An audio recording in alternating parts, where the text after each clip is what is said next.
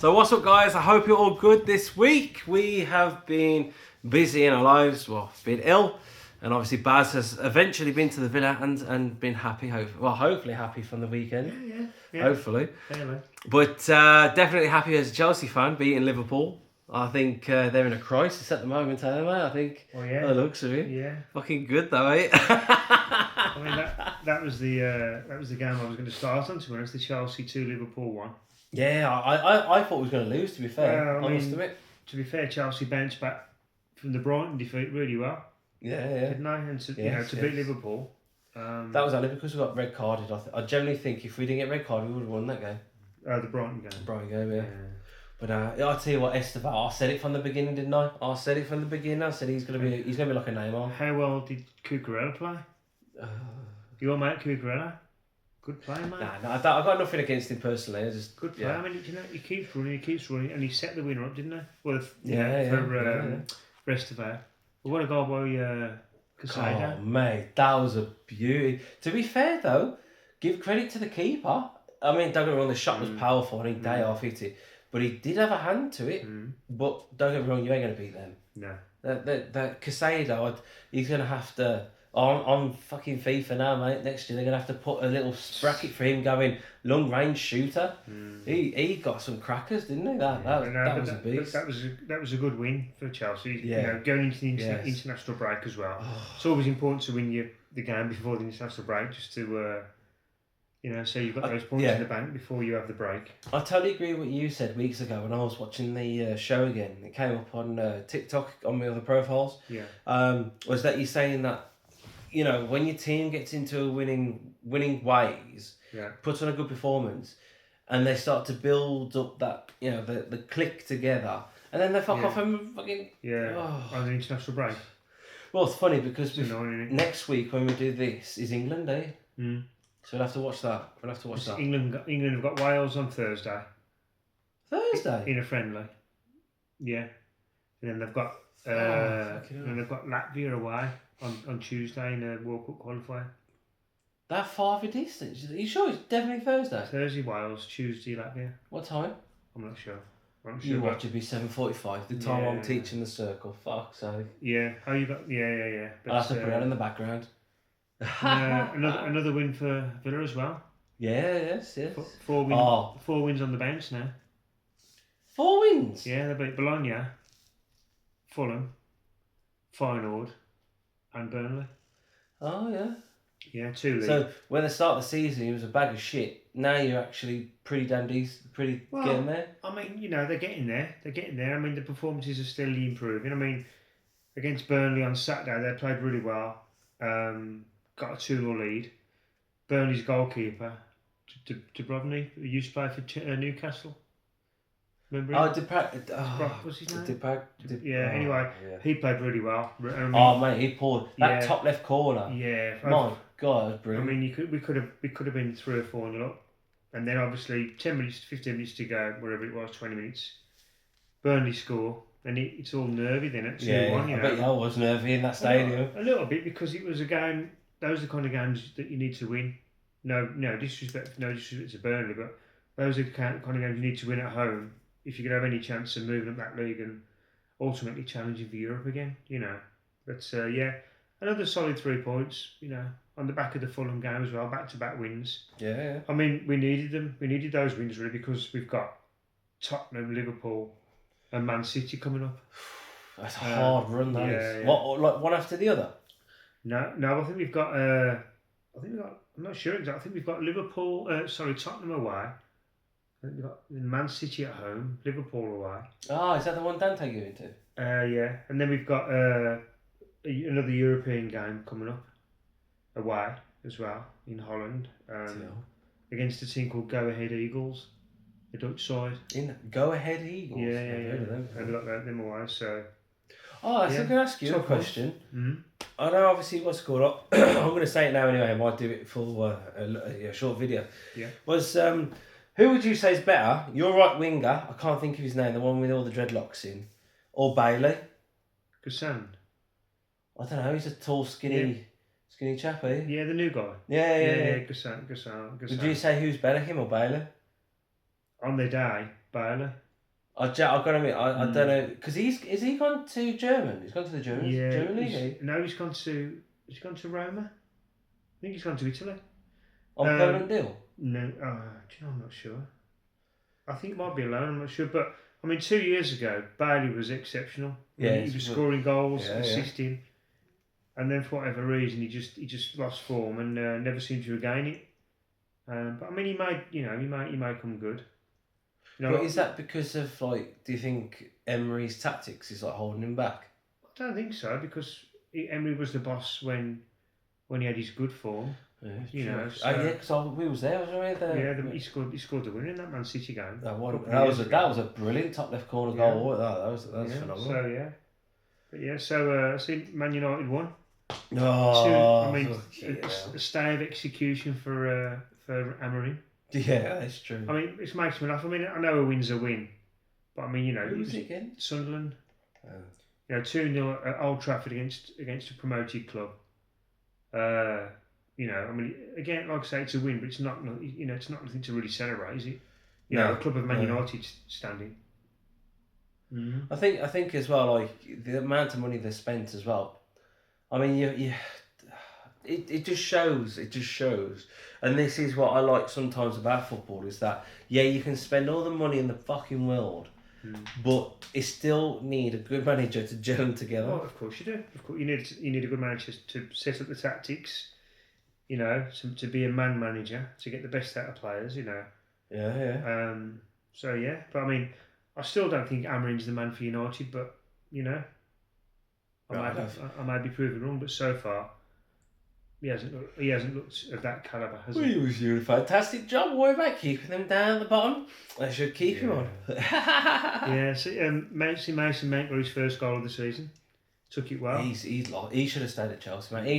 He shouldn't have gone for the money. He should have stayed at Chelsea, had a £70,000 fucking weekly wage, and stayed there playing quality football. And then when he went to Man United, he just lost it, didn't he? It's only recently he's brought it back. What's that, 2.5 years? I don't know. I mean, Mount's gone to Man United. He's not looking that good. And Bueno's gone to Man United. He's not looking the player he was at Brentford. Oh. Cunha's gone to United, and I mean he's injured. I don't know what's happened to him. I mean, on a positive note for United, Sesko got his second goal in consecutive games at the weekend, so maybe he'll start to contribute now. It's funny. I wanted to say this to you actually. What your thoughts was about this? Højlund left Man United. Yeah, scored in off in every game. I know. She scored a good header last weekend. Bloody damn good one. I saw it. Yeah. And this what proves. And I've always said this since Fergie left. It's been a doom club. Well, yeah. I mean, Mourinho got him a couple of trophies, didn't he? But you look at the match. They've had David Moyes. They've had obviously Van Gaal. Mourinho. Yeah, Louis Van Gaal. Oh, who else was that? Erik ten Hag. Ollie. Of course, yeah, Solskjaer. Yeah, it's been a bit of a shit show, hasn't it? It has to be fair. It has to be fair. But the worst part about it though is that, David Moyes. Okay, yeah, he took over from Ferguson, right? Yeah. But then when they sacked him, they was worse off. Wow. And I think this is the problem that football forgets is that look at Fergie. He was a sack of shit at the beginning. They was just about to sack him. He did have a bad start, yeah, and they got a win in the FA Cup and then they just went on a run. And that's it. Next thing you know, he's been there 25, 26 years and he's won everything there is to win. Yeah. But I mean, I do think Ferguson's an exception to the rule. I mean, I've said to you before on this channel, I think he's the best manager, the best Premier League manager of all time, and I'll include Pep in that. I just think Ferguson was a brilliant manager. I know it was a slightly older era, but football's football, isn't it? And trophies are trophies, and his record speaks for itself. Yeah, Can't really, don't get me wrong. I mean, against Barcelona, 2010, 2012. They lost there, though. But no offense, they still challenged every single season, every time. And they were the team to beat, weren't they? Oh God, yeah, massively. For years, but not anymore. No, which is great. See, Arsenal beat West Ham 2-0 to keep their title push on track. I think Arsenal are really going to challenge this year. I know it's pretty obvious from looking at the table, but I do think Arsenal, this is probably their best chance of winning the league title I think so, for a number of years. I think if he doesn't, if he doesn't win it this season, or win at least one trophy this season with that team, I'm sorry, you've got to go. You've got to get some fresh blood. I don't know about he's got to go. I mean, but because he's a good manager. But I think every year that Arsenal don't win the league, the pressure's mounting slightly on their manager, isn't it? Yeah. And I think if they do win the league, then I think he's got the best players now, like Martinelli, Saka, Madueke. Yeah. Who we should have kept. We bloody damn should have kept Declan Rice. Yes, Declan Rice. Eze. Yes. Is that Zim? Oh, bloody! I don't know if he came. I don't know where he came from. He came from Spain. I mean, they've got two fantastic centre halves, haven't they? Odegaard. Gabriel and Saliba. Yes. Two great centre halves. Yes. And that is it Lewis Skelly? Yeah. But they've got some quality on the bench now. Arsenal, they really have. Yeah. You look at the likes of Trossard. Madueke. If Saka's not fit. Yeah. Some good. I think that's the problem. You need. I know it sounds bad for the players who's on the bench, but you need somebody like a Tevez. No offense. Back when I was watching, through my Tevez, did you say? Tevez, whatever his name is. The little Argentinian. Oh, Carlos Tevez. That's it, mate. When he came on as a super sub for like West Ham, mate, he was a game changer. He was. No one who went to Man United. Yeah, I mean, he's at his best. He was starting, wasn't he? He was good. So was, to be fair, though, Aguero. Yeah. I mean, I generally don't think we're going to have players like that for a long while. Wow. I don't know. I mean, there's some good strikers. I mean, you look at Haaland at the moment. Yeah. But that's like 1 out of a couple of hundred. Yeah. But when I was watching football in the 2000s, I mean, you had Van Persie. Tevez, you had Aguero, you had Drogba, you had Thierry Henry. Torres when he was at Liverpool, because he was a bloody weapon. Amazing, wasn't it? Thierry Henry. Henry, yeah. Henry. Arguably. Your my favourite. Probably my favourite crush. He's probably my favourite ever Premier League player. Thierry Henry. Nah, thank you, that man. Thierry Henry and Dennis Bergkamp. I've said it before, amazing players. Amazing. See, that's what I'm saying. We ain't going to get players like that for a long while. You never know. You don't know. Football goes in cycles, doesn't it? And good players come and go. But there's always, you get the likes of Henry and Bergkamp and Tevez, Alan Shearer, wonderful players. And then they obviously retire, and then the new breed comes along, and then you get Harry Kane. People like that, Haaland. Wonderful players again. I've got to admit though.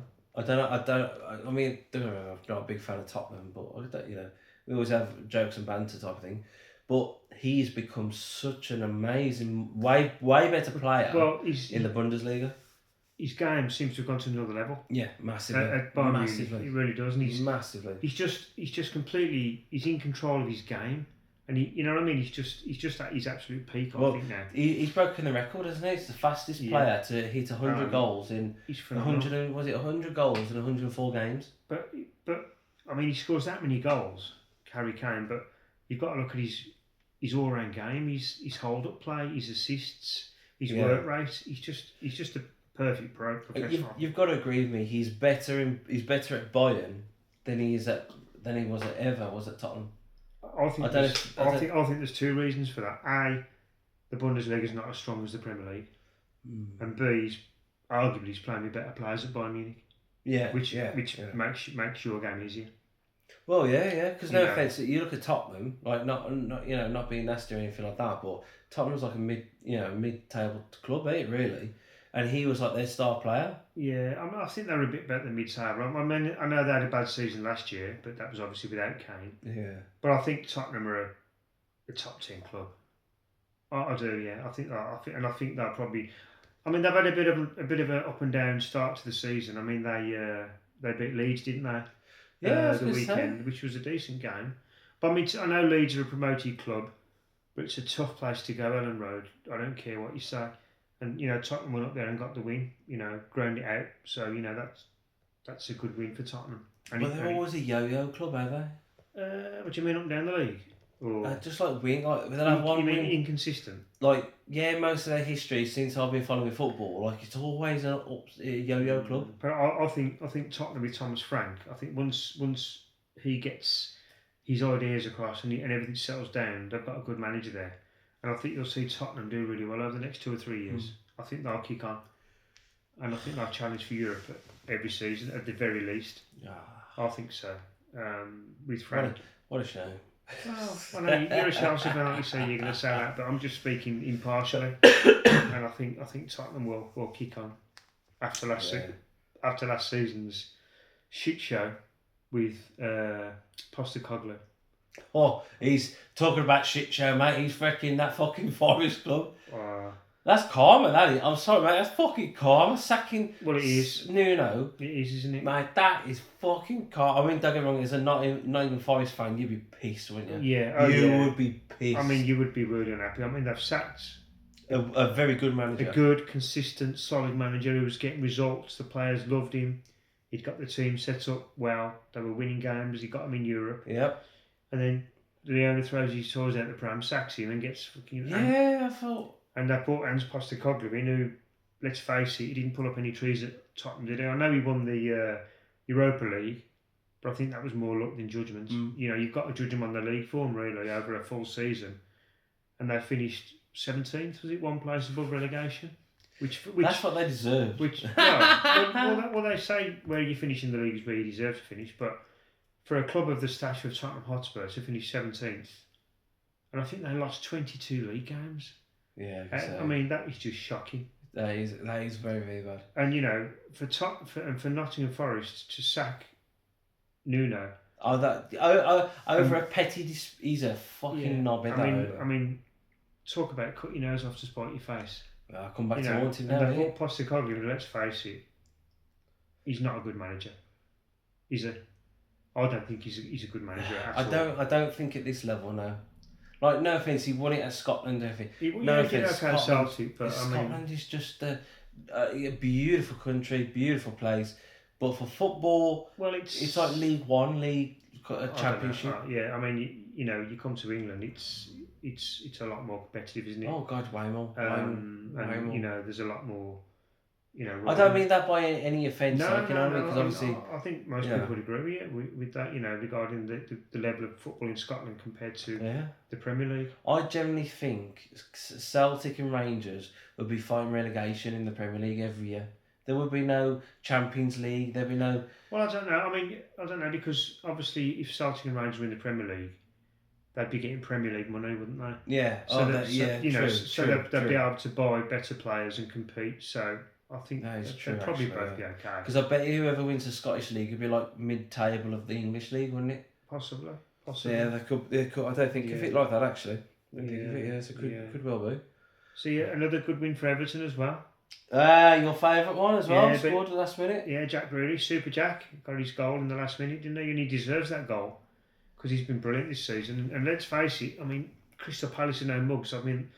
I think they lost for 18 and 19 games. 19 games.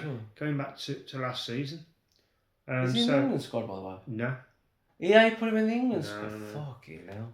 It's a strange one, really, because Grealish has played really well this season. And as we just said, he got his goal the weekend against Palace, got the winner.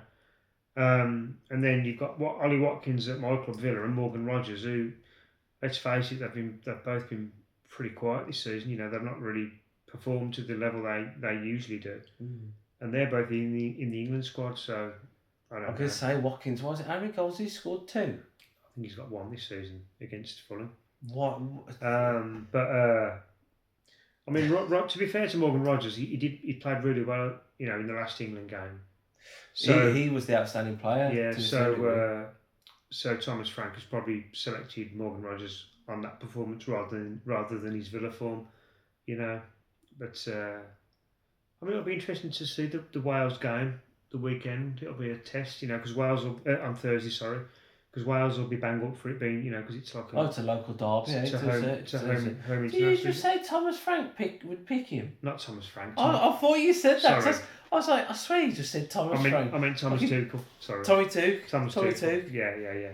So fair play to. I'd laugh if he wins us the World Cup. A fucking German. I got nothing against it, like, but loads of people at work and stuff like that, and a couple of the lads speak to going, nah, can't. That's. Do you think England are good enough to win a tournament?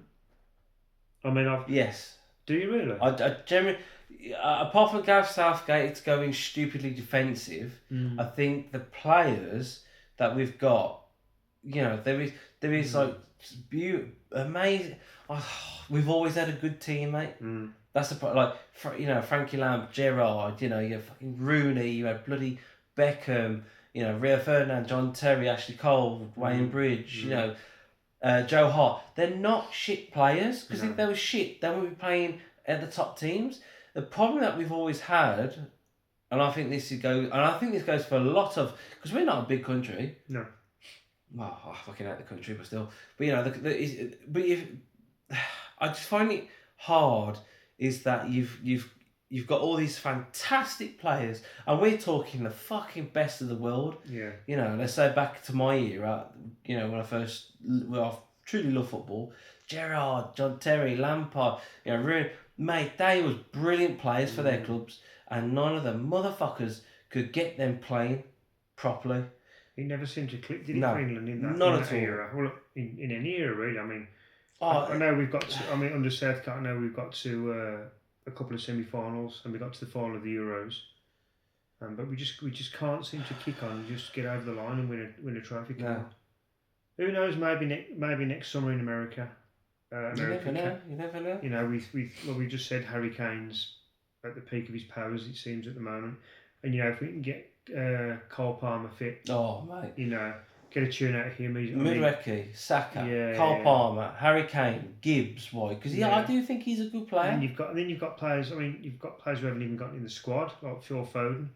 Even in the squad. Jack Grealish, Jude Bellingham. None of those three. No, they're not even in the squad. No. And they're fit, like they're injured. Yeah, they're all fit. What the fuck? Who's he took then? Oh, I think Mudryk is in the squad again. Okay, I can understand that one. Elliot Anderson. I mean, to be fair, he played really well in the last camp, so he deserves to keep his place undoubtedly. Who else? Yeah, so I would imagine Saka's back in. Guy, whatever his name is. Yeah, Guy's in there. Yeah, Declan Rice, obviously. I can't believe he took Phil Foden, who's on form at the moment, and killing it. Yeah, no Foden, no Grealish, and no Bellingham. But to be fair, you would imagine that Bellingham will be in the World Cup squad. No doubt about that. He's probably. I mean, I think he was injured, wasn't he? So he's probably not quite up to speed yet. Like you said, I hope Palmer's fit as a fiddle, mate. Palmer's very important to England, isn't he? Oh, no offence. The people say he's got a cocky attitude and stuff like that, but no offence. I think you got to have a little bit in football, because if you don't believe in yourself, mate, who the fuck is? Well, no fucker does until you do. Football's a confidence game, isn't it? It is. A lot of football's played between your ears, not just on with your feet. So. I'm trying to think. I can't think who else. Eze's in the squad, isn't it? Okay, I can understand Eze because he ain't been too bad. He ain't been too bad, to be fair. So. Damn. Watkins and Morgan Rogers, they're both in there. I don't understand that though. No. I don't understand. Jude Bellingham, who plays for Real Madrid, he's not a bad player. He's not a bad player at all. Yeah. Oh, I don't know. This is the problem. This is what I find with managers, right? They don't pick the players that are on form, who's going through a good spell, who could change the game. I think what Tuchel's done is pick the players that were in the last squad last month who did well for him. He's just more or less stuck with the same squad, because apparently it was a really good camp and it was really it really gelled and it was harmonious, according to what they were saying on the radio. So he's just decided to keep it as it was for now. I mean, I've no doubt he'll change it here and there between now and the World Cup, and the likes of Bellingham and Foden and maybe Grealish will make the World Cup squad. But we'll just have to wait and see. I mean, the problem is we have got so much talent, especially in attacking areas. Oh yeah. It's we've got an embarrassment of riches, really. We really have. It's always the same England, eh? Yeah. It's always the same. It's always the same England. Well, let's hope this time's different. Let's hope Tuchel. Because I mean, I know we haven't been great to watch in the qualifiers. But apart from the last game, the last game was actually quite. But I mean, we've won every game, haven't we, so far? So you can't really ask for more than that. I think did we draw one? I can't remember now, but I know we're definitely unbeaten. And like I said, we haven't played great football, but we've got the job done. And I suppose ultimately that's what it's all about. It's about getting the job done and making sure we're in the World Cup next summer. Mate, I gotta admit, the World Cup is something special. Oh yeah, it's fucking brilliant. It's good to watch. It is good. It is. I remember when I think the last World Cup was when we was moving into here, or must have been the year after we moved in here. Mate, I was doing the flooring. I was on my ass doing all this fucking flooring and having it on in the background. Mate, I'll tell you what. Some of the games I watched was like the Romanian game. I swear it was Romania and Dragoshin, whatever his name is, centre back. Mate, honestly, it was the one who went to Tottenham. Yeah. Good. Like it was proper end to end, good defending, good tackling, great saves. It was better than some of the fucking Germany, Italy, Brazil games. Honestly, I was like, it's coming to the point now where the lower teams is you know so you got your A, I call them your A teams, your B teams, what's called. I think like even the lower teams now are starting to give the well, they will do. As time goes on, the playing field levels, doesn't it? You know, the lower teams get better and they start to compete more. That's it. I think that's good though. I think it's good. The only problem I find with that is just the attitude. You don't really see much gentleman. Like the old school boys. You know what I mean? Like type thing. It's either you get football's changed, isn't it? Football's evolved. Yes. It seems to be more money than it does the game than the pack. I don't know about you, Baz, but the last 5-6 years, I'll probably say it's been more about the money than it has been about the passion. I mean, I know we're going off topic a little bit here, but I know when the Premier League first started in 92, 93, you know, the early days, it was superb. It was brilliant. You know, you got the rivalry between Manchester United and Arsenal, and Newcastle as well with Kevin Keegan. You know, Arsene Wenger, Mourinho coming in at Chelsea when he was 2004. 3. You know, from those first 10 seasons in the Premier League, you know, they were amazing. Yeah. You know, it was a really good product. And now I think VAR's come in and all these rule changes and I don't think it's any better for it personally, but I might be wrong. You know, let us know in the comments what you think. You know, if you think the Premier League's better now than it was 10, 20 years ago when it first came about, let us know. But I don't think it's as good now. I preferred it back then, but I'm an old fart, so I'm probably just reminiscing of it. I'd actually agree with you on that one. I think if VAR gets the decision right, then yeah, okay, fair enough. But problem is, it's so unpredictable now, and we can clearly see it on the fucking TV or on the YouTube highlights or whatever. You can see like, mate, that's fucking way offline. You can see that you can clearly see it, and then they turn around and go, it's a fucking goal. Like, shut the fuck up. See, and this is what pisses me off. I think if it was fair and honest, then yeah, it would work. But because I think you got to look at it anyway. You know, anybody can be corrupted by money to a certain degree. So no offense, if the motherfuckers are getting paid off backhanded and stuff like that, you ain't gonna know. Until it gets caught out, type of thing. Still get caught out in the end. Who knows what goes. But that's what I'm saying, man. You just don't know. I do generally think though, mate. Yeah, you are right. Football was way better back in the day than it is today. Today it's got to the point where it's it's fast paced, the Premier League, but it's too tactical. Yeah. You've got to take chances. You've got to put that ball in the box. Yeah. And this is what fucks me off was that what game was I watching? There was a game I was watching. I can't bloody remember. And all they did was goalkeeper, centre back, right back, centre back, right back, left back. Then all of a sudden, they had a brilliant chance on the right wing. And you know what they did? Instead of crossing the ball or cutting in like Esteval was doing, mate, they went to the fucking line, cut back, passed it straight back to the keeper. What's the fucking point? You had 6 people in the box. If they put a cross in... Drives you mad, don't it? Oh, God. I mean, Villa do that a lot. Villa do a lot of that. They'll play it square from Cash to Konza, Konza to Mings, Mings to Digne, Digne back to Mings, Konza back to Cash. And I know it's all about patient build-up, and obviously a lot of teams do that now, especially from goal kicks, where they're playing out from the back and they're building slowly, keeping possession, and hoping to get a breakaway and hit the opposition that way. But it's for me it's high risk, but it's also quite boring, really, especially when they're playing it square across the back line. What was football created for? Entertainment. Yeah, well, yeah. You go to a match, or watch a match, right? And you think, what a load of shit this is. Like, there's nothing entertaining. Well, I know. Not every game's going to be a classic, isn't it? No. You're going to get the odd bad game. But most of the time, shit. Most of the time. And I don't know about you, Baz, but lately the goal line scores ain't been as good as they used to. 8-0, Chelsea won against Wigan. I don't know, beginning or the end. But don't you think that's because the lower, like you've just said about international football, the lower teams are starting to get better slightly? Yeah, I see you that. You look at this season. I mean, we've had Leeds come up, Sunderland come up, and Burnley come up, and we've said before, haven't we, in previous weeks, those three sides are all competitive this season. Yeah, they're all, holding their own, so to speak. So. But then at the same time, yes, but the part, it's like what you said earlier. It's money, because when they get the higher the league up, the more money they get. Which to me is like, yes, it gives you a bit of a push, but that's more for the club than it is the players showing their skills. Like for me, you got Esteva. I'm going to use him as an example. Me, if I was a manager, yes, okay, go on the right wing, do your skills and stuff, go and have fun.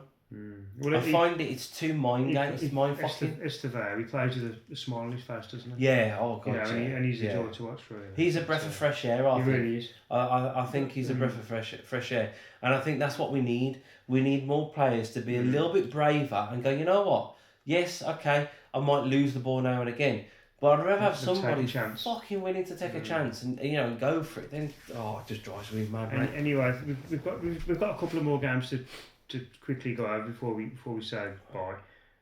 Haaland got his goal again, didn't he? Oh man, I was hoping they'd fucking draw. Away at Brentford. It was a good goal, wasn't it? He showed his strength and his power. Brilliant determination. I think, including international goals, I think that's 16 goals this season. How many games? 7 games. I think 7 league games, a couple of Champions League games, and a couple of internationals for Norway. I think he's got 16 goals. Which is hideous, isn't it? He's just a machine, isn't he? It wasn't last season. I don't know what was going on with him last season. He's certainly back to the peak of his powers this season. Oh god, yeah. Okay. But again, they wasn't giving him the bloody service like they are now. No. That's the problem, mate. That's the problem. I think football's a team game, mate. You can't just be like Messi, Ronaldo. They're one-offs. I'm sorry, mate. Of course they. Pele, but I mean, they're one-offs. I think Haaland's a one-off as well. I mean, he's frightening. As a centre forward, as a target man, he's just got everything. He's got height, good in the air. He's got pace. He's strength. a Norwegian Drogba. He can finish. He can hold the ball up. He's just such an all. He must be a dream to play with. Because as a midfielder, Norwegian. As a midfielder or as a winger, you haven't even got to set him up really. You just give him half a chance. Yeah, and he'll take it. He'll take that half chance. But I think again, I was watching just quickly. I was watching a little snippet of an interview. His mindset seems to be very good. Haaland? Yeah. Oh, he's a good professional. He's a good professional. I think, and that's what we come back to earlier. He looks after himself. I mean, he does meditations and everything. Yeah, no, he does. He trains hard. He's all round game. He's all round. He's just like I say, very very good professional. Oh, quick one. I thought it was really good the weekend. I was shocked to a certain degree. Garnacho. He's looking good. Fucking good on that left, he was. And Gittins, when he came on, I thought he wasn't too bad. First time. I think with football, he wasn't happy at Manchester United, was he? No, God no. And when you're not happy, you don't play your best football. No. And he pushed for that move to Chelsea, didn't he, Garnacho? He got his move. Yeah. And he's playing with a smile on his face again, and he's looking a good player. Odd looking chap though. And he's a fun looking bugger, but I mean, I'd have had him at Villa Park. I think. More than Sancho. Well, Sancho hasn't really started at the Villa. He's had a couple of cameo appearances. He was ill So he missed the final game and he missed the Burnley game through illness. Oh, was it? Yeah, and I know he's not fully match fit. He's not up to speed yet. I don't think he had much of a pre-season at United. So I'm willing to give him a few weeks. Because his contract runs out, don't it, this year? Is it? No, next year. But I think once he gets match fit, Sancho. He's got the skills. We know there's a player in there. Look at the should have stayed at Dortmund. Look at what he did with Dortmund, and to a degree, he did well at Chelsea last season, didn't he? Well, scored in the Europa League final, didn't he? Yes. So, and that was the thing. I was shocked, to be fair, because I thought we would have kept him, but I think is that when you've got the players that Chelsea have got, somebody's got to go, haven't they? So you sold Madueke and you sold Sancho. That fucking pissed me off. Well, you didn't sell Sancho; he was on loan over there, wasn't he? But and one more game we've got to talk about is Wolves against Brighton as well. And that's all we need to talk about, mate. Yeah. But again, Wolves can't hold on to a lead. I mean, they were 1-0 up at Tottenham and conceded in the 94th, 95th minute. They're going to get down. But Dildo was saying they haven't invested, have they? Not really. I mean, they've sold all the best players. Yes. Wolves. Thank God they've still got Strand Larsen because I mean, he played really well, and he was. I don't know. I mean, I don't know what the manager was thinking the weekend. Wolves were 1-0 up, and their only outlet was Strand Larsen up front, and he took him off. So they've got no outlet. They've got nobody to hold the ball up, nobody to kill time. And then Brighton break away, and Wolves give away. I don't know if you've seen it, but Wolves give away a needless corner. No, I don't see that. The guy, he could have shepherded the ball out for a goal kick, and he decides to knee out for a corner. And that's where the goal came from. Brighton take the corner, and the blonde-haired defender, what was his name?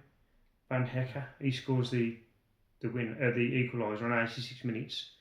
Another 2 points thrown away from Wolves. I mean, I hope Wolves start to win some games, climb the table. You call when you're not invested. But I really feel for Wolves fans because like I said, they've sold all the best players. Hardly brought anybody. The likes of Neto, and players like that, Cunha, Navas. Yeah, Neves. Altonori. If I've said that right. He's gone to Man City. Left back. So they've sold a lot of good players and not replaced them, and unfortunately, that's going to result in what's happened to Wolves. I mean, and giving this manager they've just given him a brand new contract a few weeks ago. Have they? Yeah, no shiny new contract, and they haven't won for ages. Going what's back that 20 mil compensation when they sack him? But when they sack him, which they inevitably will, that's another big payout that Wolves have got to pay out. Yeah, I don't know what they own. I don't get these owners, Baz, that come into Premier League clubs, right? And they're trying to take more money out of the club because Dildo is mad about this because they're taking more money out of the club than you put it in. You buy a football club to put in. You buy a football club not to save your money or invest it, mate. You fucking waste it because you've got to invest every bloody window, every transfer, every year. You're putting more money in than you are out. But I'm just going to say quickly before we finish. I think Wolves will be okay. I think it's going to be a tough season for them, but oh God no. But I think Wolves will pull away from that bottom three, and I think that ultimately they'll be okay. I think there's three worse teams in the division than Wolves. Who? I'm not going to say who they are, but I think Wolves have got enough quality to finish outside of that bottom three. And who's in the bottom three anyway? I think it's West Ham. Bloody hell. They're having a shock right now when they lost to Arsenal, didn't they? 2-0. Oh, that's no disgrace losing to Arsenal. Arsenal will beat anybody on the day. But no, West Ham. I mean, they've sacked Potter, haven't they? They brought in Nuno. So let's see if you can. Well, if Nuno can't do it, mate, that has to be a doom squad. Let's hope he can work. Let's see if he can work his magic like he did at Forest and get West Ham. I mean, I think Burnley will go. I think Burnley, yeah. I think Burnley will go down. And I think there might be a surprise this season, whether it's possibly Brentford. I mean, I know they've started okay, Brentford, but they've lost Frank, they've lost Thomas Frank, they've lost Bueno, they've lost Visa. Oh yeah, because he's at Newcastle. Yeah, so it's going to be a tough season for Brentford, I think, over the long run. I mean, I know, like I said, they've started okay, but over 38 games, I think Brentford may struggle a bit, but we shall see. It's going to be an interesting season. That's it, mate. That's it. We will see. We will see. So yeah. But yeah, man. But like I said, if you enjoy our things, thank you for the love hearts and the thumbs up and everything that you do on YouTube, TikTok, and everywhere like that. We're very, very grateful. So thank you ever so much. Hope you're enjoying our chats and just, just like I said, one lad for the Black Country, one Brummie, just sitting here chilling out and just talking about football, man. Fuck it, and being honest. Not fucking promoting fucking stupid shit to get money and all that. Just talking as we see. That's it. Saying the truth, motherfuckers. Yeah. Saying the truth. But anyway, so from me, it's obviously thank you ever so much. Again, we try and do this every Tuesday. So we do a big one, and I've got to try and do snippets. It's just I'm really busy at the moment.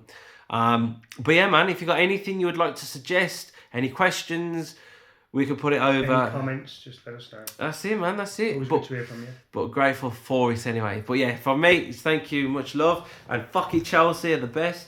Good night from me, and up the Villa. Fuck the Villa. Hey!